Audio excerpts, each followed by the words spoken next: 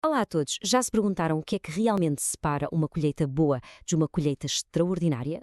A resposta muitas vezes não está no tempo, mas sim debaixo dos nossos pés. Está na ciência da nutrição. E hoje vamos mergulhar a fundo nos segredos para alimentar as nossas plantas e levar a produção ao máximo potencial. Para isso, preparei um guia completo, um verdadeiro mapa. Vamos começar com o princípio mais fundamental de todos, o do barril. Depois, vamos perceber o apetite específico de cada cultura. A seguir, vamos ver as fases críticas da adubação, mergulhamos no poder gigante dos micronutrientes e, por fim, damos um salto ao futuro com a agricultura de precisão. Estão prontos? Vamos a isso! Ok, a nossa primeira paragem é no conceito mais importante de toda a fertilização. A sério, se perceberem bem isto, já perceberam a base de tudo o que se segue. E aqui está ele, a lei do mínimo de Liebig. A ideia é super simples, mas ao mesmo tempo é poderosíssima. Imaginem um barril de madeira, daqueles antigos. A quantidade de água que ele consegue guardar não depende da ripa mais alta, pois não? Claro que não. Depende da ripa mais curta. É por aí que a água vai sair. Na agricultura é exatamente a mesma coisa. O potencial da vossa colheita é limitado não pelos nutrientes que vocês têm em abundância, mas por aquele que está mais em falta. É a vossa ripa mais curta. E isto leva-nos à pergunta de US$ 1 milhão, a pergunta que cada agricultor tem de fazer a si próprio. Olhar para o vosso solo, para a vossa cultura. Qual é o nutriente que está a limitar o vosso sucesso? Identificar esta ripa curta é, sem dúvida, o primeiro e mais crucial passo para uma colheita de alto rendimento. Bem, partindo deste princípio do barril, é fácil perceber que cada cultura tem o seu próprio barril, com ripas de tamanhos muito diferentes. Não há uma fórmula mágica que sirva para tudo. Para nutrir com precisão, é absolutamente fundamental conhecer o apetite de cada planta. E olhem que as diferenças podem ser, uau, impressionantes. Reparem nisto. Vejam a necessidade de potássio da batata. É gigantesca quando comparada com a soja. O milho, por outro lado, já tem uma fome mais equilibrada. O que é que este gráfico nos diz de forma muito clara? Que usar o mesmo adubo para tudo não é só ineficiente, é um enorme desperdício de dinheiro e recursos. Portanto, a ideia-chave para os cereais, como o milho, é esta. Pensem que o nitrogênio constrói a fábrica, ou seja, a própria planta, e o potássio, bem, o potássio enche o armazém, que são os grãos. Se um destes falhar na altura certa, é a receita garantida para uma colheita bem mais fraca. Agora, para os tubérculos, a história é completamente diferente. A batata e a mandioca são autênticas fábricas de amido, e o potássio é o motor que põe essa fábrica a funcionar.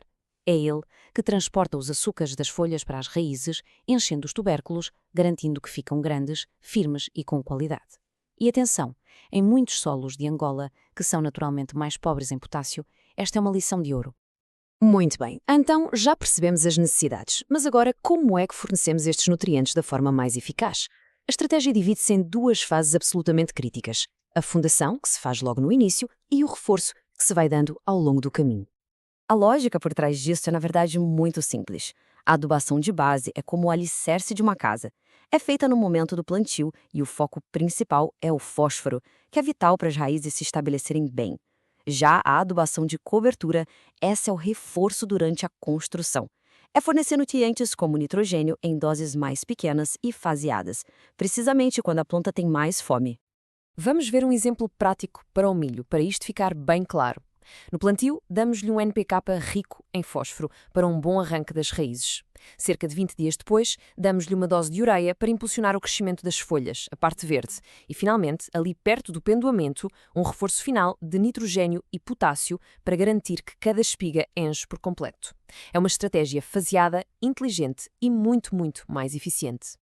Até agora, falámos das ripas grandes do nosso barril, os macronutrientes. Mas agora vamos focar-nos naquelas ripas mais pequenas, que se faltarem, podem causar o mesmíssimo desastre. São os micronutrientes, necessários em quantidades mínimas, mas com um impacto gigante. Vamos começar pelo cálcio. Pensem nele como o cimento ou o esqueleto da planta. É um componente essencial da parede das células e é isso que dá firmeza e resistência a todos os tecidos, desde as folhas até os frutos. E quando ele falta, nossa, os sinais são dramáticos e muito visíveis. O mais clássico de todos é a famosa podridão apical no tomate ou no pimento, sabem? Aquele fundo do fruto que fica preto e podre.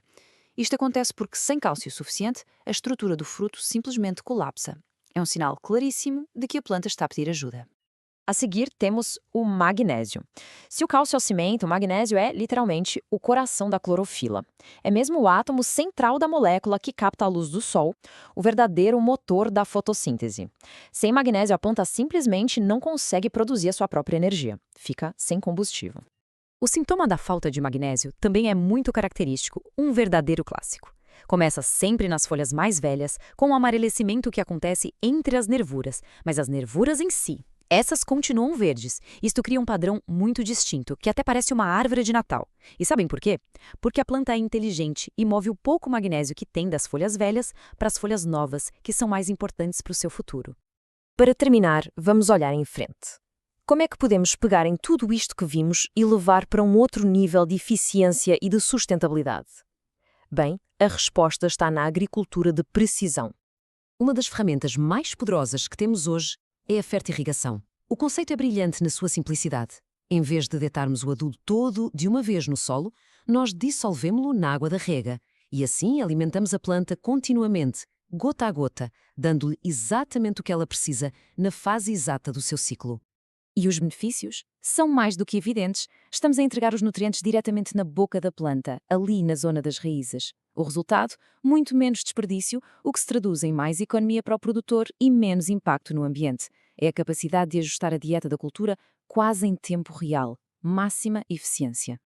No fundo, se houvesse só uma ideia para levar daqui hoje, seria esta. Um bom plano de nutrição não é uma despesa. É o mapa para o vosso sucesso. É a enorme diferença entre simplesmente gastar em adubo e a investir na saúde do solo, garantindo não só a colheita deste ano, mas também as de todos os anos que vêm a seguir. E por isso mesmo, termino com esta pergunta, que resume tudo o que vimos. Pensem nisto. A vossa abordagem atual é um investimento a longo prazo na vossa terra ou é apenas um custo de curto prazo para a colheita do momento? A resposta a esta pergunta pode genuinamente mudar a forma como encaram a agricultura para sempre. Obrigado e, claro, boas colheitas.